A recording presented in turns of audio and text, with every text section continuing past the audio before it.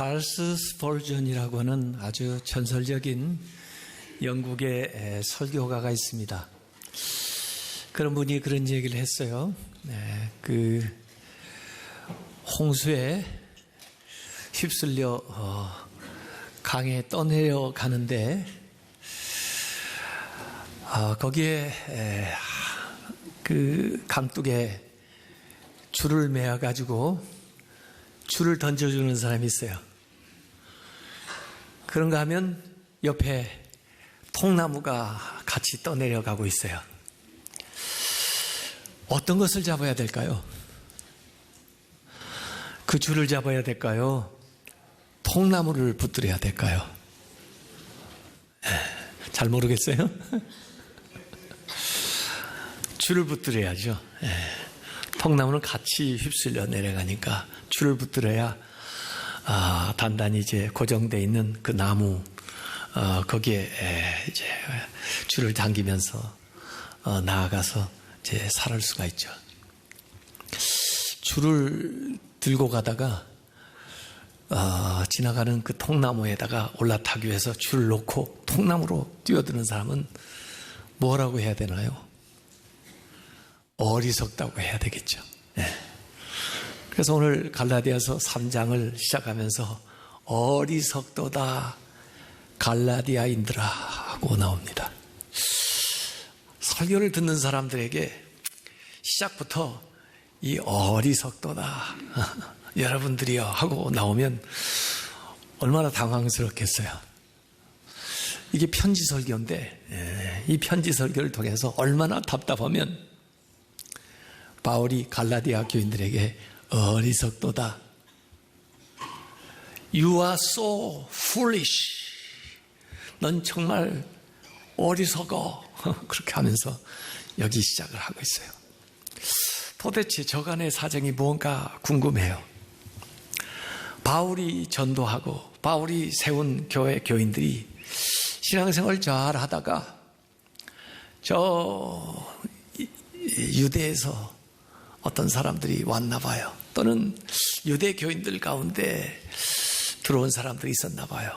이들이 뭐 예수 믿어 구원받는다고 너희들이 모르는 게 있어. 율법을 지켜야 돼. 율법을 알아? 그러니까 못 배웠는데 그 봐. 율법을 지켜야 돼. 또 예수 믿어 구원받는지 알아? 할례를 받아야 돼. 할례 받았어? 그러니까 글쎄 그 이야기 듣지도 못했는데 그래가지고 사람들이 혼란스러워진 거예요. 그래서 아마 바울에게 그 이야기가 들릴 겁니다. 그래서 바울이 이 편지를 쓰는 겁니다. 이 어리석은 자들아. 그러면서 5가지의 질문을 통해서 그들에게 분별력을 키워주는 거예요. 영적인 분별을 하라고 가르쳐줍니다. 그래서 1절부터 5절까지 각 절에 하나의 질문을 던지는데 굉장히 자명한 질문을 하는 거예요. 답이 분명해요. 그걸 통해서 그들의 믿음을 다시 한번 상기시켜주는 거죠. 사실 이 종교적으로 사기치는 사람들이 주변에 많이 있어요. 이단이죠, 이단. 세상에 뭐 사기가 많이 있지만 사기당해가지고 재산을 잃어버리거나 또 아주 명예가 실추되거나 뭐 이런 일들이 좀 있지만 그것보다 더 큰 사기는 영혼에 사기치는 겁니다. 영혼을 잃어버릴지 몰라요. 그래서 종교 사기가 제일 큰 사기입니다. 근데 역사적으로 이렇게 보면요, 유독 한국에 이 종교 사기꾼들이 많아요. 정말 한국의 이단들이 정말 많습니다. 자기가 재림한 예수라고 나타나는 자들이 굉장히 많아요. 그동안에요. 네. 또 자기는 안 죽는다고 계속 얘기하다가 죽은 자들이 굉장히 많아요. 요새 이만희도 자기가 안 죽는다고 그러는데 두고 보시다요. 예? 우리가 더 끝까지 더 오래 살아가지고 그 사람 죽는 거 봅시다요. 자기가 무슨 보혜사래요. 예? 그래가지고 무슨 신천지가 지금 난리인데 말이에요. 예. 전부 이 종교 사기꾼들입니다. 예. 이 바울이 얘기하는 거예요. 첫 번째 질문은 너희 눈에 1절에 얘기 나오는 거죠. 그리스도께서 십자가에 못 박힌 것이 안 보이느냐 하고 질문하는 거예요. 십자가가 안 보이냐 그렇게 질문하는 거예요. 율법을 지키지 못하기 때문에, 율법을 지켜서 구원받을 수가 없기 때문에 예수님께서 이 세상에 오셔서 율법의 요구를 완성하신 것이 십자가예요. 우리가 범죄한 것, 우리가 율법을 지킬 수가 없기 때문에 우리의 그 죄를 담당하신 것이 십자가예요. 우리가 받아야 될 저주를 예수님께서 대신 받으신 것이 십자가예요. 그 십자가로 율법을 완성을 하셨는데 더 이상 그 십자가 때문에 우리에게 죄에 대해서 요구할 수 없게 되었는데 어떻게 갑자기 그 십자가가 없어졌냐 말이에요. 왜 그 십자가를 잃어버렸느냐 그겁니다. 우리 기독교 신앙에서 가장 중요한 것이 이 십자가예요. 복음에서 핵심이 십자가예요. 십자가를 놓치면 다른 거 아무리 많이 가지고 있어도 아무 소용이 없습니다. 갈라디아서 2장 21절에도 내가 하나님의 은혜를 패하지 아니하노니 만일 의롭게 되는 것이 율법으로 말미암으면, 율법으로 된다면 왜 그리스도께서 오시며 왜 그리스도께서 십자가에 못 박여요? 그리스도께서 헛되이 죽으셨느니라. 율법으로 된다면 그걸로 하지. 왜 하나님께서 예수님을 보내시고 그 예수님 십자가에 못 박혀 돌아가셔야 되는 거예요? 십자가 아니면 안 되기 때문에 그렇습니다. 십자가만이 우리를 구원할 수 있기 때문에 그렇습니다. 그런데 그 십자가가 갑자기 사라졌습니까? 왜? 지금 예수님이 십자가 진 지가 얼마 되지도 않은 이 갈라디아서 기록할 때만 해도요, 거기에 대한 생생한 증인들이 살아있는데 말이에요. 그런데 왜 그렇게 그 십자가가 너희 삶에 보이지가 않더냐, 이런 얘기입니다. 율법은 이것을 하라고 얘기하지만은 복음은 그리스도께서 그것을 하셨다고 우리에게 얘기해 주십니다. 율법은 인간의 성취의 행위를 요구하고 있지만은 복음은 그리스도께서 성취한 일에 대한 믿음을 우리에게 요구하고 있습니다. 율법은 요구사항을 제시하면서 행하라고 명령하고 있지만은 복음은 약속을 제시하면서 믿으라고 얘기하고 있습니다. 율법은 행하면 그러면 살리라 이 얘기하지만 복음은 믿으면 그러면 살리라라고 얘기하고 있어요. 믿습니까? 그런데 왜 다시 이미 벗어난 율법으로 내려가려고 하느냐, 그죠? 그래서 루터는 그런 얘기했습니다. 율법을 확립하는 것은 복음을 폐지하는 것이다. 마치 아까 찰스 스펄전 목사님 이야기를 다시 떠올리면 아마 이 나무 덩어리를 타고 내려오다가도 줄을 내려주면 벗어나서 아마 줄을 잡아야 될 거예요.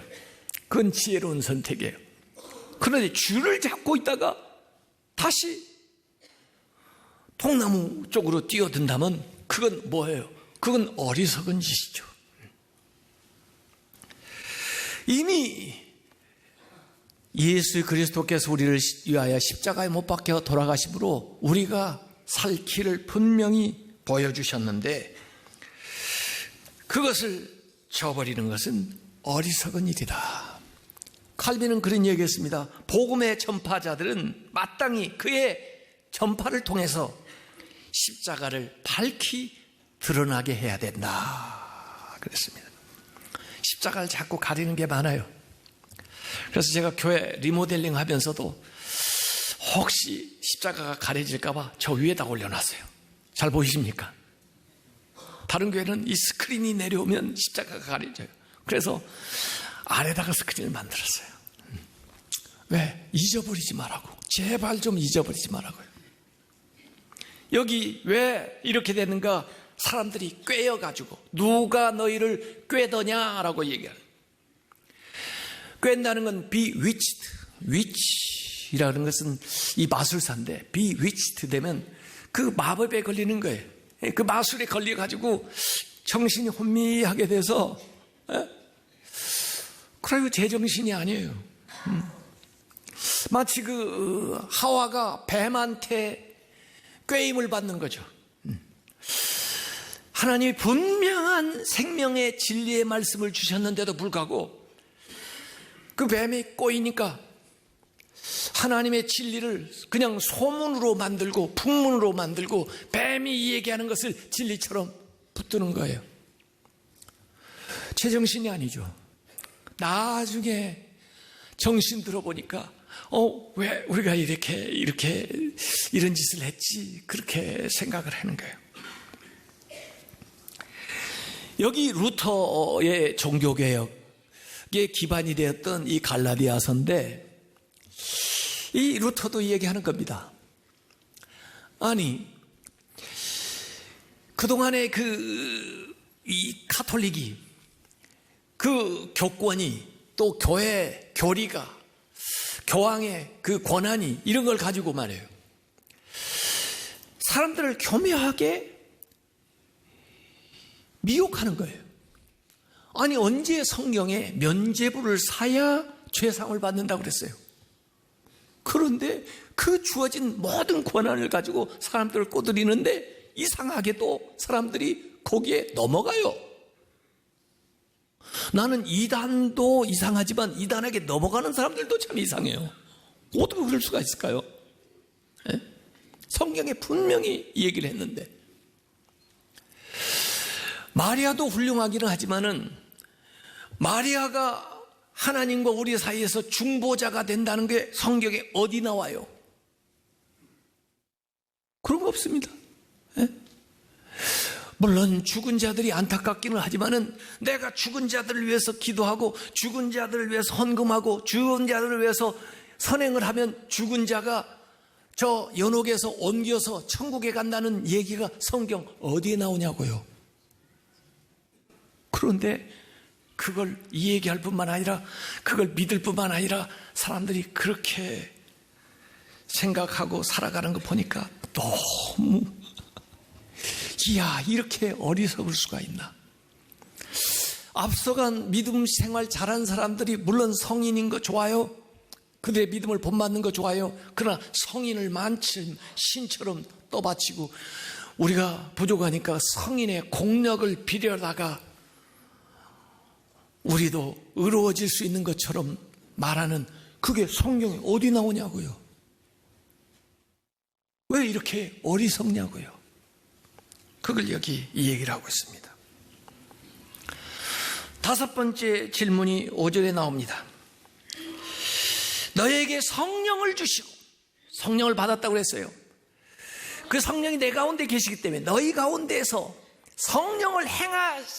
능력을 행하시는 이의 일, 성령의 일이 그러면 율법의 행위에서냐 혹은 듣고 믿음으로냐. 내 안에 계시는 성령이 일으키는 역사를 그들이 초대교회에 왕성하게 나타났는데요. 그 성령의 역사가 능력이 율법의 행위 때문에 나타난 거냐 듣고 믿는 믿음을 통해서 나타난 거냐 물어보는 거예요. 뭐 때문에 되는 거예요? 듣고 믿음으로 나타나는 거예요. 성령의 역사는 율법을 행함으로 나타나는 게 아니에요. 성령의 능력은 믿음으로 행할 때 나타나는 거예요.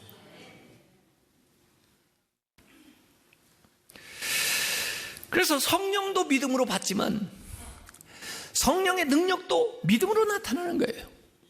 그러면서 믿음이 성령이 우리 안에서 더욱 충만하게 되는 겁니다. 그래서 오늘 이 5가지 질문을 가만히 보면 십자가에 대한 이야기를 딱 하고 예수님이 하신 일이죠. 그리고 중간에 3가지는요 성령이 하시는 성령과 관련된 걸 얘기하고 그 다음에 우리의 일을 얘기하는데 우리의 헌신, 희생, 수고 여기에 대한 이야기예요. 이게 전부 율법 따라 된 게 아니고 믿음으로 따라 된 것이다 하는 것을 여기 강조하고 있는 겁니다. 그러면서 거기에 대한 구체적인 신뢰를 들어 다시 한번 이 얘기한 것을 증명을 하는데 그 이해가 아브라함의 이해를 통해서 나와요. 그래서 6절부터 14절까지 아브라함의 이해를 돌아가요. 왜냐하면 그들은 아브라함을 존경하거든요. 아브라함을 자기들의 조상이라고 여기고 믿음에 있어서 아주 최고봉이라고 여기고 있거든요. 그래서 아브라함을 드는 거예요. 마치 그 로마서에도 보면 1장, 2장, 3장의 교리적인 설명을 하고 그 다음에 로마서 4장에 가서 그 설명한 모든 것을 설명하기 위해서 아브라함의 믿음을 딱 가지고 설명하는 것처럼 여기도 마찬가지로 바울이 이 얘기를 하는 겁니다. 그래서 창세기에 있었던 두 가지의 기사를 통해 가지고 아브라함의 이야기를 하는데, 여러분, 아브라함의 기사가 창세기 12장부터 나옵니다. 그러면 창세기 11장까지는 뭐냐? 하나님이 세상을 창조하셨는데 그게 타락하고 그래서 하나님의 심판이 임하고, 그게 아담 얘기로부터 나오고 그 다음에 노아의 얘기부터 나오고, 그리고 사실 창세기 11장에는 바벨탑 사건으로 나타나요. 사실 하나님이 여러 번 기회를 줬지만 번번이 인간이 범죄함으로써 심판을 당한 거예요. 그러나 하나님은 포기하지 않고 인간을 구원하기 위해서 다시 기회를 줬는데 그게 아브라함이에요. 창세기 12장에 나오는 겁니다. 그래서 아브라함이라는 사람을 통해서 어떻게 하나님이 구원의 역사를 이루시는가 하는 것이 실제적으로 성경에 쫙 드러난 거예요. 창세기 11장까지는 원역사고 실제 구체적인 기사들이 쭉 드러나는 게 창세기 12장 아브라함 이야기인데, 아브라함이 의로워졌다, 아브라함이 의롭게 된 것은, 의롭게 된 시점을 바울은 얘기하는 겁니다. 아브라함이 의롭게 된 것은 율법을 지켜서 된 게 아니다. 율법은요, 아브라함 이후에 쭉 내려가다가 모세 때 율법이 주어져요. 여기 오늘 갈라디아서에 나중에 보면은 430년 후에 모세에게 주었다 그러는데, 사실은 430년이라는 건 애굽에 들어가서부터 광야 출애굽할 때까지의 그 시간이 430년이지, 실제로 아브라함부터 애굽에 들어갈 때까지의 시간을 합치면 500년도 더 넘어요. 그 후에 율법을 줬단 말이에요. 왜? 다음 시간에 이야기하겠지만 하나님의 그 언약에 대한 부수적인 것으로 준 것이 율법이에요. 본래는 언약이에요. 약속이에요. 아브라함에게 하신 약속이에요. 원래 오리지널이에요. 그걸 제대로 못하기 때문에 부수적인 세부 부가적인 걸 준 거예요. 부록이에요. 부록. 어쨌든 아브라함은 율법을 받기 전에 의로워졌다. 아브라함은 심지어 할례를 받기 전에 의롭다함을 받았습니다. 할례는 언제 받았냐면 이삭이 할례 받을 때 같이 받았어요. 그러니까 아브라함이 의롭게 된 것은 할례를 통해서가 아니에요. 할례 받기 전에 이미 의롭다. 아브라함이 의롭게 된 것은 이삭이 태어나기 전이에요. 사실 이스라엘이라고 말하면 이삭도 아니에요. 그 밑에 이 야곱하고 에서가 있는데 에서도 아니고 야곱을 통해서 12지파 이스라엘이 이루어져요. 그러니까 실제로 아브라함은 이스라엘의 조상일 뿐만 아니라 온 인류의 조상이 되는 거예요. 그래서 아브라함이 믿음으로 의로워졌다고 하는 것은 믿음으로 의로워질 모든 인류의 조상이 되는 거예요.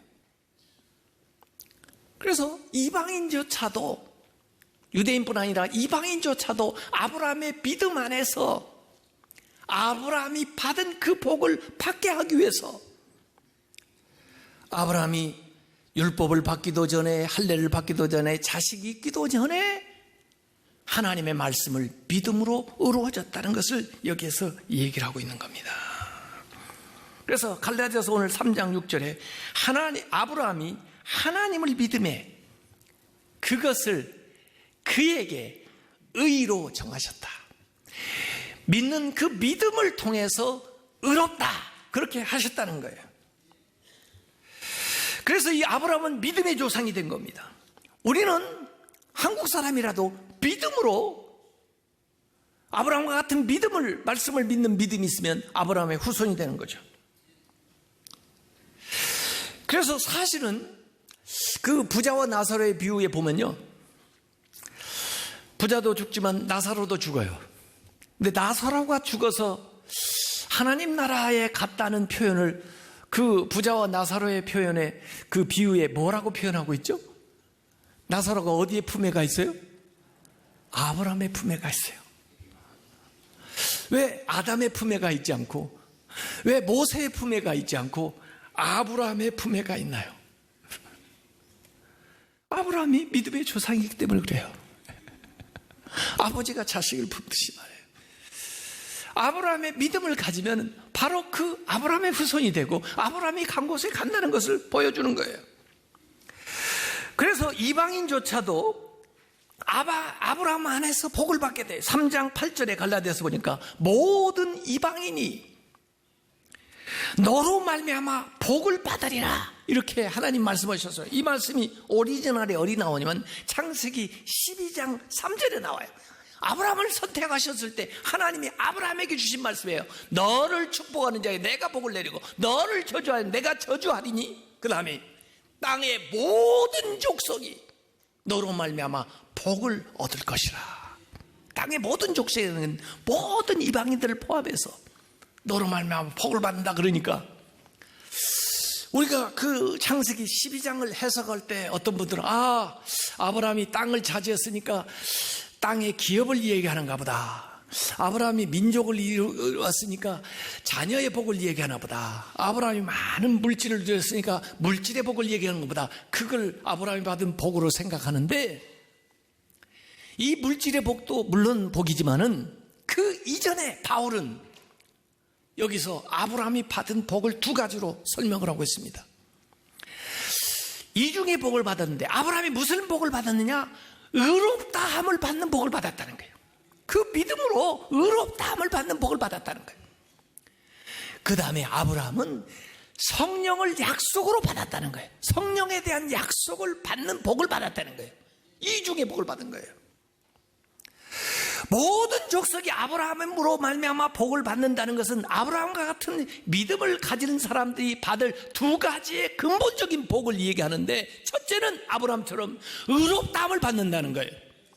그 다음에 아브라함에게 약속한 것처럼 성령을 받는다는 거예요. 성령을. 그 복을 받게 된 것을 믿으시기 바랍니다.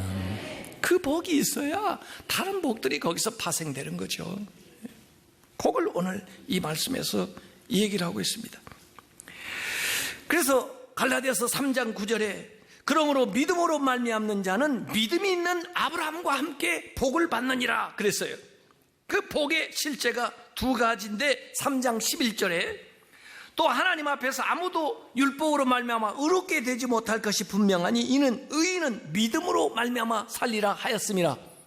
여기 물론 하박국 2장 4절도 인용되고 있지만은 믿음으로 의로워지는 복을 아브라함과 함께 믿는 자들이 받았다 하는 것을 첫 번째 얘기하고 있는 거고, 그 다음에 두 번째는 갈라디아서 3장 14절에 나오는 거예요. 이는 그리스도 예수 안에서 아브라함의 복이 이방에게 미치게 하고 또 우리로 하여금 믿음으로 말미암아 성령의 약속을 받게 하려 함이라. 아브라함이 두 번째 받았던 성령의 약속, 그 복을 우리가 받았다는 겁니다. 그래서 여기 대목에 보면요, 복에 대한 언급이 3번 나오고 저주에 대한 언급이 4번 나오는데요, 죄에 대해서 율법을 통해서 저주를 받습니다. 근데 그 저주를 누가 받았느냐? 예수님이 우리를 대신해서 십자가에서 담당을 하셨어요. 그리고 대신 우리는 뭘 받았느냐? 복을 받은 거예요. 그것이 복음이에요. 그것이 믿음을 통해서 우리에게 주어지는 거예요. 우리는 믿음을 통해서 의롭다함을 받았을 뿐만 아니라 우리는 믿음을 통해서 성령을 받은 거예요. 성령을. 그것이 아브라함이 받은 복이고 아브라함처럼 믿음을 갖는 우리가 받아야 될 복이고 우리가 지금 현재 누리는 복인 것을 믿으시기 바랍니다. 그걸 저버리고 율법으로 돌아간다는 것은, 그걸 저버리고 할례로 돌아간다는 것은, 이것은 어리석은 일이라. 구사일색으로 잡은 이 밧줄을 놓고 통나무로 옮겨간다는 것은, 이것은 어리석은 일이라는 거예요. 그래서 오늘 바울은 어리석도다 갈라디아 사람들아, 십자가가 분명히 보이거늘 누가 너희를 꾀더냐. 성령으로 시작했다가 육체로 마치겠느냐. 너희들이 성령 받은 것이 율법 통해서 성령 받았더냐. 너희가 의로워진 것이 율법을 통해서 의로워진 것이냐. 아브라함을 보라 하고 우리에게 이 얘기를 하고 있는 거죠. 이것이 하나님이 하신 일입니다. 이것이 우리가 받은 은혜예요. 우리가 무슨 행동을 해서, 우리가 노력을 해서 따낸 것이 아니에요. 그냥 일방적으로 예수 그리스도의 십자가를 통해서 우리의 많은 부족함에도 불구하고 의롭다 하시고, 또 우리에게 성령을 주셔서 하나님의 자녀로 살아가게 하는 걸 믿으시기 바랍니다. 이 은혜 굳게 붙들고 누가 뭐라 해도, 누가 미혹해도 이 믿음을 고백하면서 하나님의 자녀로 영광스러운 삶을 살아가시길 주님의 이름으로 축원합니다.